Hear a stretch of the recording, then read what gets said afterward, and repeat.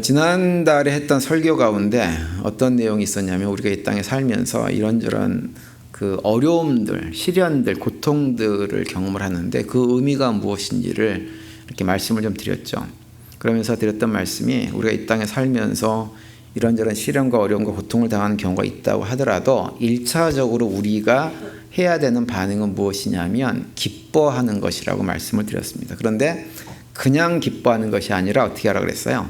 더할 나위 없이 그것을 기쁨으로 받으라 라고 말씀을 드렸습니다. 그것이 그 야고보서 1장에서 그 말씀을 해주고 있죠. 그러면서 이제 우리가 그렇게 우리 어떤 시련이나 어려움이나 고난들을 더할 나위 없이 기뻐해야 되는 이유는 무엇이냐 하면 그런 시련들, 어려움들이 우리들로 하여금 더욱더 예수 그리스도를 닮은 성숙한 사람으로 만들어주기 때문이다라고 말씀을 드렸습니다. 하나님은 어떤 분이시냐면 우리를 향한 마음이 어떠냐면 우리가 자식들한테 했던 마음과 똑같은 마음이에요. 여러분 우리들 자식들한테 자식들을 이렇게 보면서 야 너는 그냥 생긴 게 그러니까 대충 살아라. 네 인생 뭐 있겠니? 이렇게 생각하시면서 자식들을 바라보시는 분이 계세요? 아무도 없죠. 우리 자식은 완벽하기를 원하는 것이 부모의 마음인 거잖아요. 그죠? 세상에서 가장 뛰어나고 훌륭하게 되기를 원하는 것이 우리 부모의 마음이잖아요. 누구나 다. 그것처럼 우리의 아버지 되신 하나님도 똑같습니다. 우리가 예수 그리스도를 온전히 닮아가는 사람이 되기를 하나님은 원하세요. 조금도 부족함이 없이. 그래서 하나님은 하나님의 자녀들을 이 세상에 있는 악한 것으로부터 이렇게 우리를 보호해 주세요. 항상 평상시에 보호해 주시는 분이시지만 이따금 어떻게 하시냐면 우리들의 훈련, 우리의 성장을 위해서 보호막을 살짝 열어 놓으셔가지고 그 어려움을 경험하게 하십니다. 하나님은 우리가 온실 속의 화초처럼 그렇게 자라는 것을 원하지 않으세요. 하나님은 우리가 어떻게 성장하기를 원하느냐, 어떻게 살아가기를 원하느냐, 척박한 광야 같은 상황 속에서도 하나님을 찬양하고 그 가운데서도 평안을 누리고 기쁨과 감사함으로 살아가는 그런 믿음의 용사가 되기를 하나님은 우리에게 원하세요. 그래서 우리가 하나님 안에 있지만 하나님 안에 있어도 이따금 경험하는 시련과 어려움들은 있을 수밖에 없는 것입니다. 이제 그런데 우리가 이제 그런 시련과 고통을 잘 이겨내야 되는데 사실은 쉽지가 않아요. 여러 가지 어려움들이 많이 있어요. 그런데 그 왜 어려운가라고 가만히 생각을 해보면 기본적으로 우리가 잘 무엇을 모르냐면 우리에게 다가오는 시련과 고통과 어려움의 본질이 무엇인지를 잘 모르기 때문에 늘 잘못된 선택을 하고 잘못된 방식으로 그런 시련과 도전들을 받아들이고 반응함으로 해가지고 늘 실패하는 경향이 많이 있습니다. 근데 오늘 우리가 읽은 본문에 보면 우리가 이 땅에서 당하는 모든 고난의 본질이 무엇인지를 우리에게 말씀해 주고 있어요. 먼저 12절 보시면 이렇게 말씀하죠. 우리의 씨름은 혈과 육을 상대하는 것이 아니요 통치자들과 권세자들과 이 어둠의 세상의 주관자들과 하늘에 있는 악의 영들을 상대함이라 이렇게 말씀을 합니다. 우리가 이 땅에서 경험하는 모든 어떤 시련, 고통 대부분은요 사실은 사람으로부터 오는 것이 참 많습니다. 물론 자연재해나 전쟁 같은 것을 경험하기도 하지만 그런 것들은 자주 일어나는 일도 아니고 또 사실은 그런 것들은 그래도 견딜만 해요. 근데 사람으로부터 오는 고통, 시련, 도전 이렇게 이런 것들을 경험하면 굉장히 힘들고 오래 갑니다. 그리고 문제가 잘 해결되지도 않아요. 그런데 오늘 본문 에베소서 6장 12절에 보면 우리가 그렇게 감당해야 되는 모든 싸움들, 어려움들, 씨름들, 고통, 어려움들은 사실은 눈에 보이는 혈과 육의 싸움이 아니라고 얘기합니다. 여기서 혈과 육이라고 하는 의미는 무엇이냐면 사람을 말하는 거예요. 사람 한마디로. 그러니까 우리가 싸워야 될 생산자가 눈에 보이는 사람들이 아니라고 하는 거예요. 문제, 도전, 시험들은 사람으로부터 오지만 진짜 싸워야 될 대상은 그들이 아니라고 하는 거예요. 그러면서 하시는 말씀이 뭐냐면 그런 눈에 보이는 사람이 아니라 차원이 다른 존재다 이렇게 말씀을 하고 있는 거예요. 거듭 말씀드리지만 우리의 싸움은 늘 사람과의 싸움인 것처럼 보입니다. 그래서 혈과 육의 씨름이 아니다라고 오늘 본문에서 말씀하고 있는데, 왜 이렇게 말씀을 하시냐면 자꾸 그렇게 보이니까 이런 말씀을 하고 있는 거예요. 그렇게 보이는데 오늘 본문 말씀 뭐예요? 아니라고 하는 거예요. 그러니 사람하고 자꾸 싸우려고 하지 말라라고 하는 것입니다. 근데 우리는 자꾸 사람의 문제라고 생각을 해요. 그래서 인간적인 방식으로 문제를 해결해 보려고 참 많이 수고를 합니다. 그런데 그러다 보면 어떤 문제는 해결되는 것도 있지만 사실은 상당수의 문제가 해결되지 않고 평생을 가는 경우도 허다합니다. 우리의 노력이 부족해서가 아니에요. 수고가 부족해서가 아니에요. 해결해 보려고 안간힘을 써도 잘 안 돼요. 내가 나쁜 사람이든지 상대방이 나쁜 사람이어서도 아니에요. 그냥 안 되는 거예요. 왜 안 되느냐?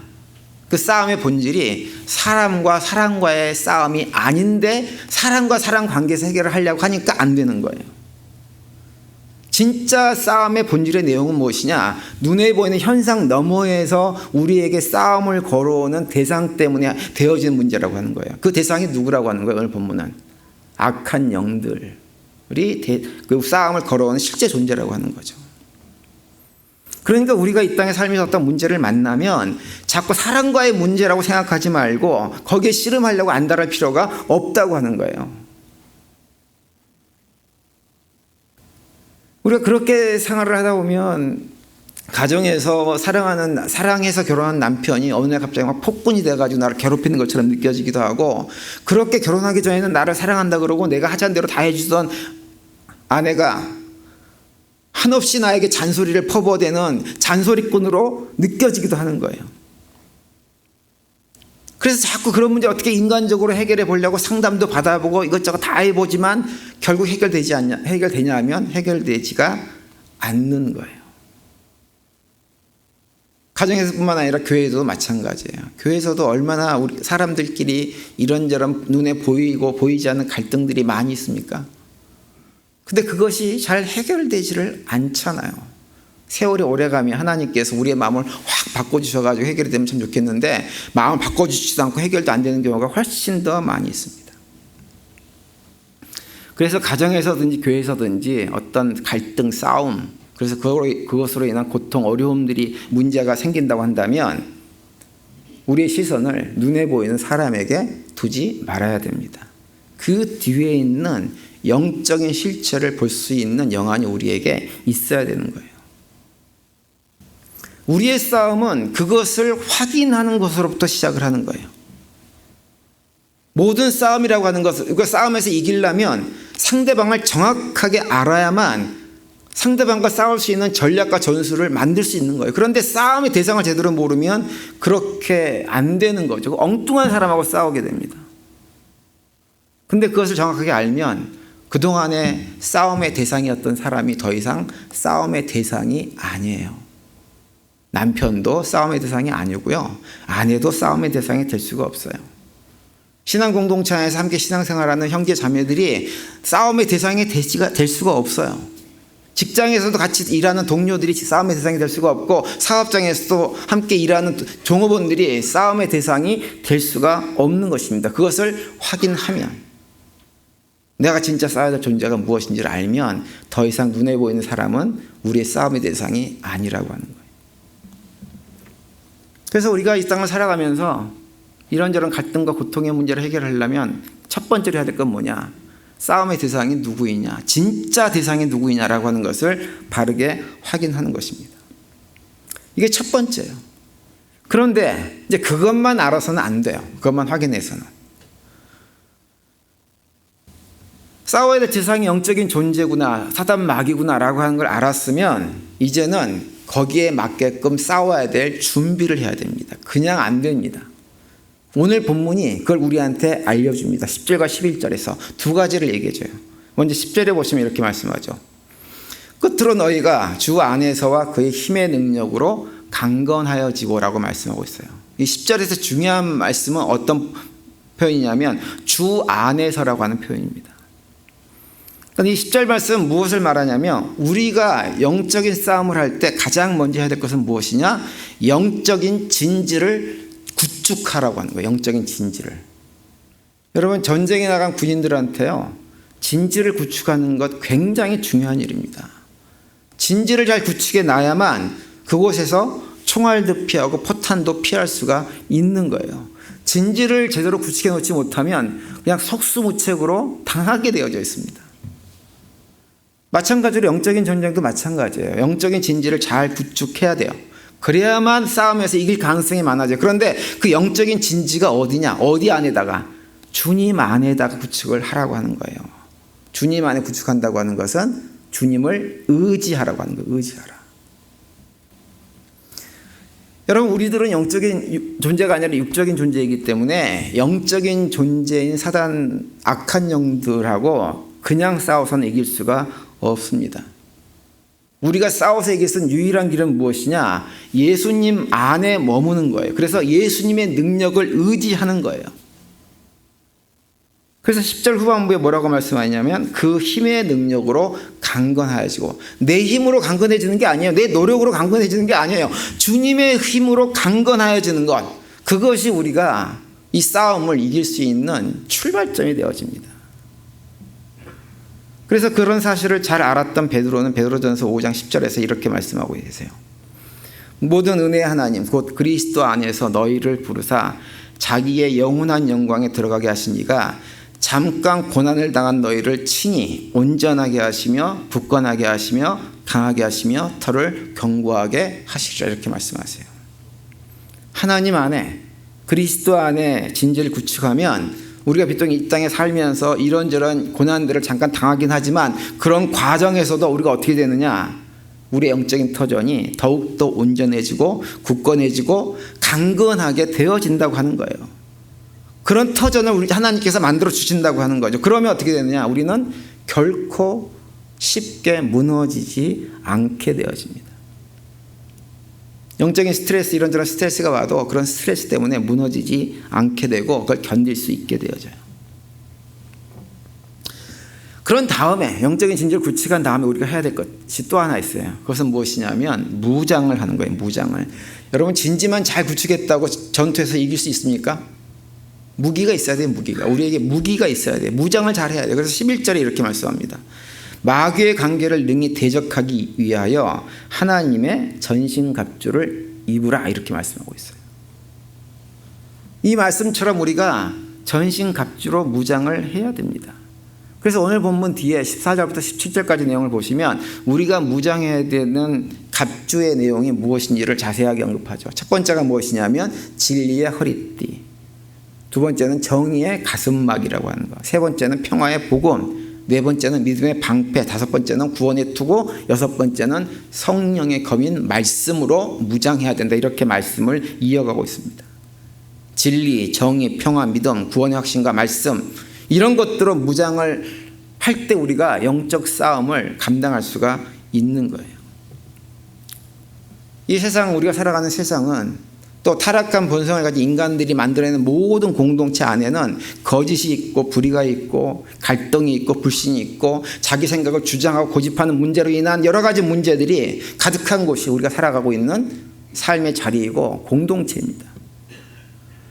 그런 곳에서 성도들이 성도로서의 삶을 살아가려면 하나님께서 주시는 전신갑주로 무장을 하고 있어야 돼요. 그런데 이 전신갑주에 대해서 우리가 정말 분명히 기억해야 될 것이 있어요. 그것은 무엇이냐면 이 전신갑주라고 하는 것이 내가 내 노력으로 만드는 것은 아니라고 하는 거예요. 이걸 우리가 잊지 말아야 됩니다. 많은 분들이 이 전신갑주를 어떻게 생각하냐면 내가 내 노력으로 뭔가를 만들어서 무장하는 어떤 것이라고 생각을 해요. 그래서 열심히 뭘 합니다. 그런데 그 생각은 잘못된 생각입니다. 우리 남자 성도들 가운데 한국에서 군대 다녀오신 분들 계시죠? 군대 가죠. 그죠?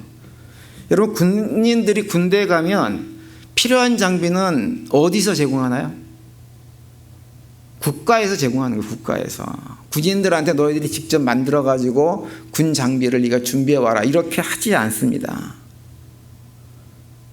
마찬가지로 우리가 하나님 나라의 군사가 되어지면 우리가 입고 싸워야 되는 전신갑주는 누가 만들어 주시냐면 하나님께서 우리에게 공급해 주시는 거예요. 그래서 오늘 본문에서 우리가 입어야 되는 전신갑주, 하나님께서 주시는 것을 이렇게 말씀하시면서 세번역 성경에 보면 그 내용을 아주 확 눈에 띄게 이렇게 번역을 해놓고 있어요. 11절은 어떻게 번역하고 있냐면 하나님이 주시는 온몸을 덮는 갑옷을 입으라 이렇게 번역하고 있습니다. 그리고 13절에서는 보면 그러므로 하나님이 주시는 무기로 완전히 무장하십시오 이렇게 번역을 해놓고 있어요. 그러니까 영적 전쟁을 위한 갑옷은 누가 주냐면 내가 만드는 것이 아니고 하나님께서 주시는 것입니다.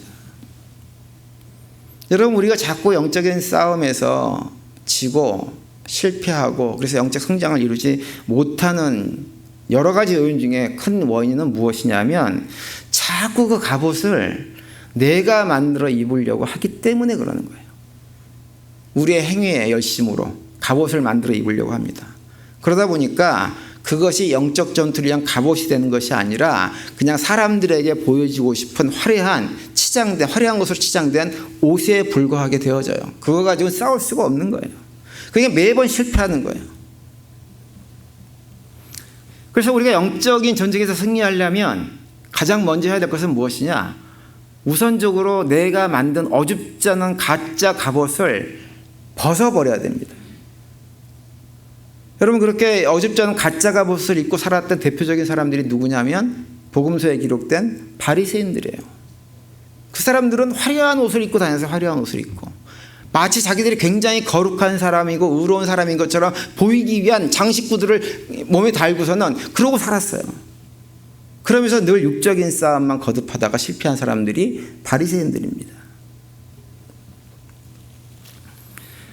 여러분 우리가 입어야 될 것은 내가 만든 것이 아니에요. 내가 돈 주고 내 돈으로 구입한 것이 아니에요.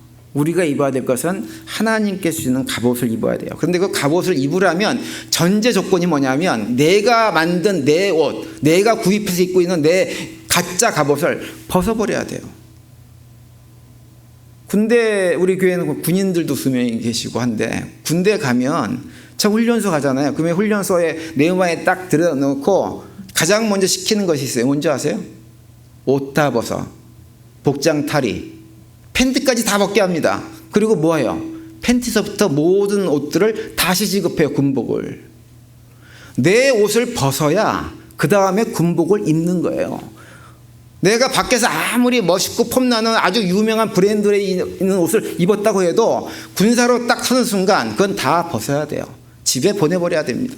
내가 가지고 있을 수 없는 거예요. 그런데 우리는 군대를 갔는데 밖에서 입던 그 사복을 입고 그대로 싸우겠다고 하니까 어떻게 되냐면 전쟁에서 이길 수가 없는 것입니다. 벗어버리는 것이 먼저 돼야 돼요. 그러면 자연스럽게 군복은 입게 돼 있습니다. 하나님께서 주신 갑옷 가운데 그 가운데 하나인 진리를 예로 들면 이런 거예요. 여러분 진리가 무엇인가요? 진리를 한마디로 얘기하면 가장 중요한 진리가 뭔가요? 우리에게 주어진 우리는 죄인이라고 하는 것이고요. 이 온 우주 만물 가운데 선하신 분은 누구뿐이 없는 거예요? 하나님뿐이 없다고 하는 것이 진리예요. 그런데 우리는 이 진리를 자꾸 거부하려고 합니다. 내가 의롭다고 자꾸 보여주고 싶어 해요. 거룩하다고 자꾸 보여주고 싶어 해요. 나는 아무런 허물도 없는 사람이라고 자꾸 사람들한테 얘기하고 싶어 해요. 사실은 나는 죄인에 불과한데 그것이 아니라고 포장을 한 옷을, 화려한 치장된 옷을 입고 봐, 내 모습을 봐, 내가 얼마나 교회 생활을 열심히 하는지, 헌금 생활을 열심히 하는지, 예배 열심히 참석하는지, 이런 것들을 다 내놓고서는 봐, 내가 얼마나 거룩한지 의로운지, 왜 나한테 문제 있다고 손가락질하고 뭐라 그래 라고 하면서 어떻게 합니까? 싸우잖아요. 누가 한마디만 내 속을 긁는 소리를 하게 되어지면. 내가 꾸며놓은 옷을 입고 있는 한 우리는 결코 싸움에서 이길 수가 없습니다. 인정해 주지 않아서 답답하고 화나고, 물론 그럴 수 있어요. 그런데 그런 마음이 드는 순간 우리는 확인해야 돼요. 아, 이것이 내가 진리 가운데 서지 못하고 있구나 라고 하는 걸 알아야 됩니다. 그래서 우리가 진리를 붙들고 진리로 무장이 돼요. 다시 말하면 내가 죄인 중에 개수라고 하는 고백이 있으면서 내가 죄인이고 오직 선하신 분은 하나님 아버지뿐이 없다라는 사실을 인정하게 되어지면 어떤 일이 벌어질까요? 누가 나한테 좀 섭섭한 얘기를 하고 나를 손가락질 심지어 하고 비난을 한다고 해도 그래, 그럴 수 있지. 내가 본래 그런 사람인데 뭐 내가 그런 욕을 먹어도 크게 문제될 게 없는 사람이야 라고 하는 마음이 들면 아무리 나를 비난하고 욕하고 심지어 저주하는 사람이 있다고 해도 그 사람들이 나에게 아무런 문제도 되지가 않는 것입니다. 근데 난 누구보다 똑똑하고 그래서 다 내 말을 들어줘야 되고 난 누구보다 거룩하고 의롭기 때문에 그 누구도 나의 잘못에 대해서 이만큼도 얘기하면 안 되고 훌륭한 사람이라고 생각을 하고 있으면 모든 사람들이 하는 모든 말들이 다 걸리는 거예요. 그러면서 혹시라도 누가 나에게 험담을 하지 않을까 늘 눈치 보고 살아갑니다. 얼마나 그 삶이 괴롭겠어요. 그러면 영적 싸움에서 이기는 것이 아니라 늘 영적 싸움 가운데 패배하는 삶을 살 수밖에 없는 것입니다. 우리 모두는 제가 여러 번 저희 교회 온 이후에 계속해서 말씀드리지만 그 무엇도 자랑할 것이 없는 사람들이에요. 아무것도 자랑할 것이 없는 사람들입니다. 훌륭하다고 거룩하다고 의롭다고 자랑할 수 없는 사람들이에요. 우리들이 고백할 것은 무엇뿐이 없느냐? 우리는 구원받은 죄인들이고 하나님의 은혜로 현재 이 자리에 있음을 인정하고 고백하고 사는 거예요. 그것이 바로 무엇이냐? 진리로 갑옷을 입고 있는 거예요. 그리고 그 진리의 갑옷을 입고 있을 때 우리는 어떻게 되느냐? 마음의 평화를 누리고 포탄이 날아오고 총알이 날아가는 그런 전쟁터에서도 마음의 평화를 누리면서 사단의 어떤 공격에서도 이길 수가 있게 되어지는 것입니다. 전 우리 교회 성도님들이 그러한 믿음의 생활을 할 수 있게 되기를 바랍니다. 그래서 힘들죠. 어렵죠. 문제가 있죠. 괴롭고 고통스러운 것이 있긴 있지만 그 가운데서도 주님께서 주시는 평안이 우리의 삶을 온전하게 지배할 수 있게 되기를 바랍니다. 그런데 이제 여기서 우리가 한 가지 좀 더 생각해 볼 것이 있는데 그것은 뭐냐 하면 우리가 이런 영적인 싸움, 어떤 싸움을 할 때요. 이 싸움이 우리가 싸워야 되는 진짜 영적인 싸움인지 아니면 우리가 싸우지 말아야 될 혈과 육의 싸움, 인간적인 싸움을 하고 있는지를 어떻게 구분하느냐라고 하는 거예요. 여러분 어떻게 구분할 수 있다고 보십니까? 결론부터 말씀을 드리면 여러분 영적인 싸움을 하면요. 그 싸움의 상대가 반드시 자기 자신이 되어집니다. 상대방이 되어지지 않아요. 내 안에 있는 타락한 본성과 싸우는 싸움이 영적인 싸움이에요. 왜냐?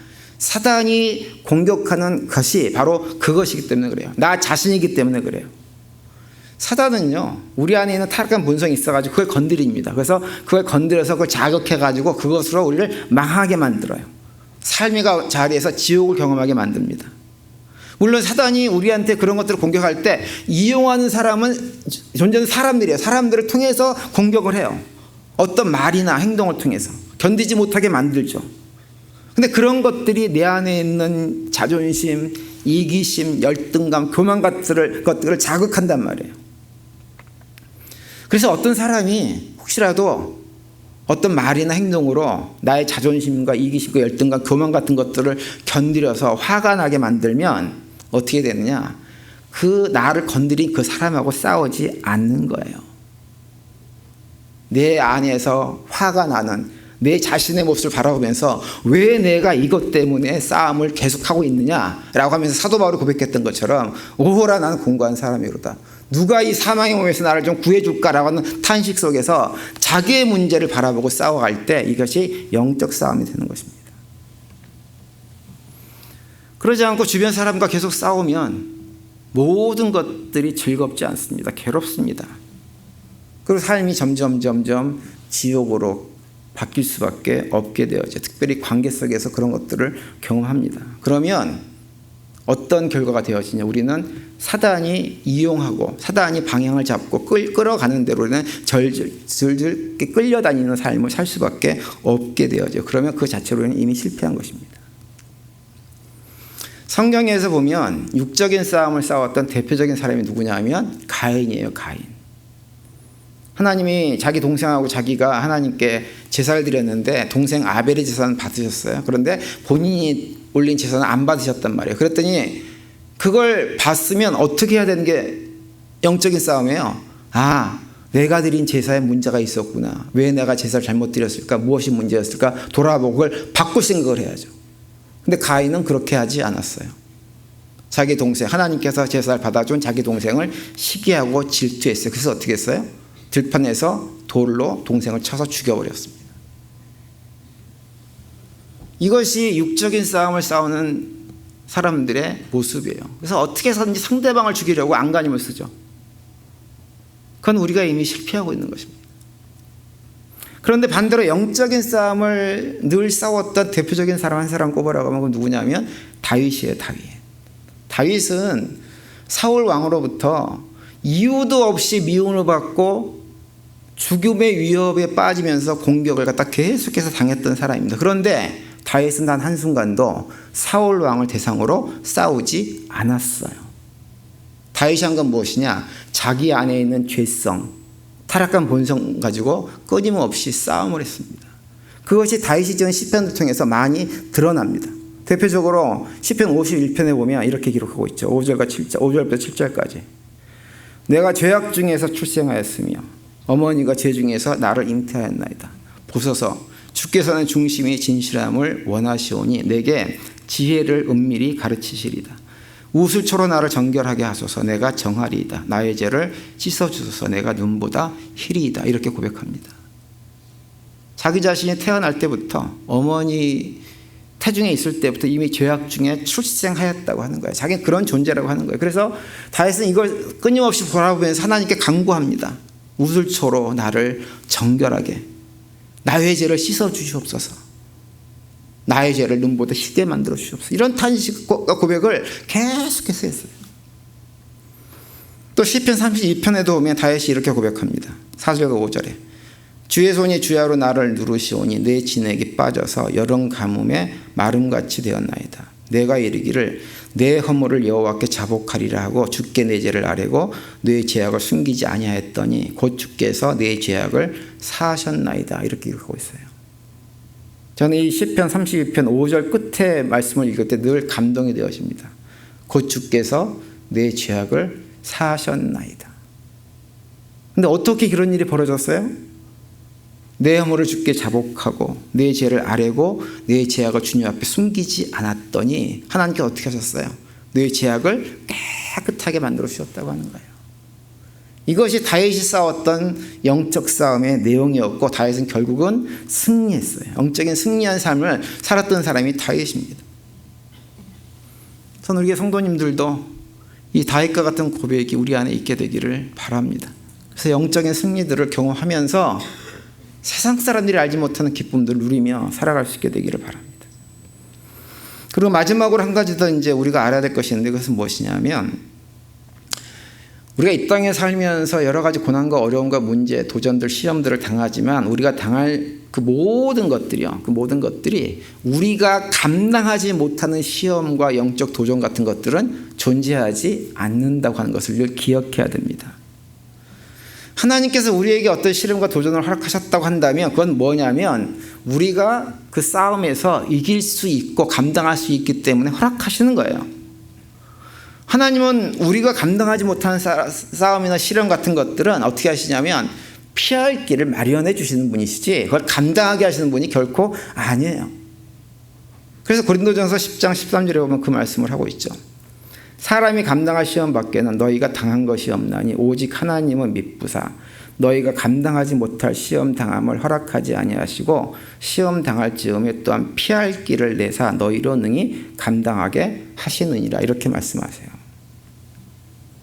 하나님은 우리에게 어떤 도전이나 시련들을 경험한다고 해도 모든 것들을 감당하게 해주시는 분입니다. 그리고 정말 우리가 감당하지 못할 것이 있다라고 생각되시면 어떻게 하신다는 거예요? 피할 길을 마련해 주시는 분이세요.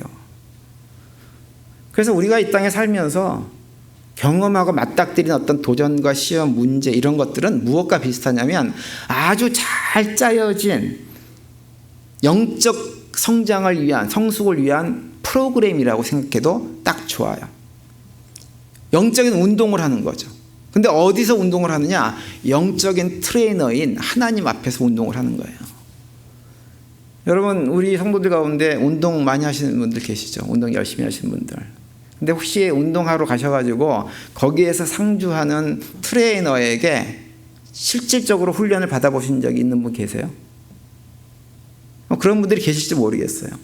여러분 헬스장의 트레이너들한테 훈련받으면 헬스장 트레이너가 항상 요구하는 거 있어요. 뭐냐면 내가 감당할 수 있는 것보다 조금 더 힘든 것을 우리한테 항상 요구합니다.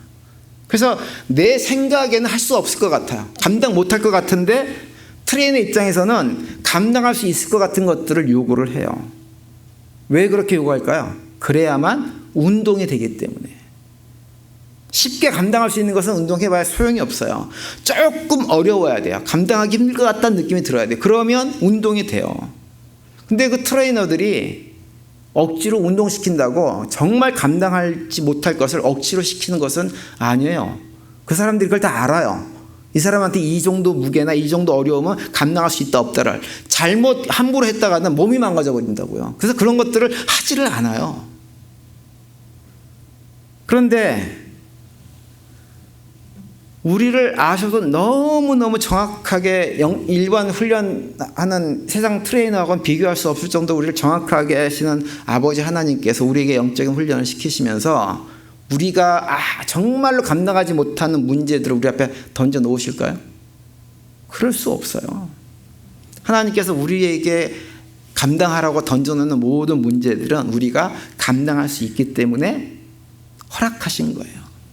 그리고 우리가 그 문제를 감당해서 나 자신과 싸워서 이기면 우리는 어떻게 되느냐? 그만큼 성장하는 것입니다. 그리고 그렇게 성장을 하게 되어지면 이제 앞으로는 더 큰 문제를 만나도 우리가 거뜬히 이겨나가면서 영적인 용사들로 무장이 될 수가 있는 거예요. 그러면 아무리 주변 환경이 힘들고 어려워도 전쟁터가 되어져 가지고 소란스러워도 우리 그 가운데서도 주님께 주시는 진짜 평화를 누리면서 믿음의 길을 뚜벅뚜벅 걸어갈 수가 있게 되어지는 것입니다.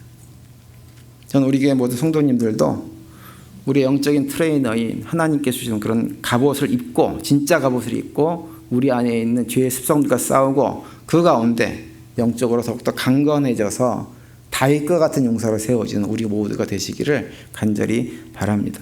그렇게 용사로 세워져서 주님 안에서 더욱더 자유로움, 더욱더 편안함, 더욱더 큰 즐거움, 그리고 자신만만함을 가지고 믿음의 길을 뚜벅뚜벅 걸어갈 수 있는 우리 모두가 되시기를 바랍니다.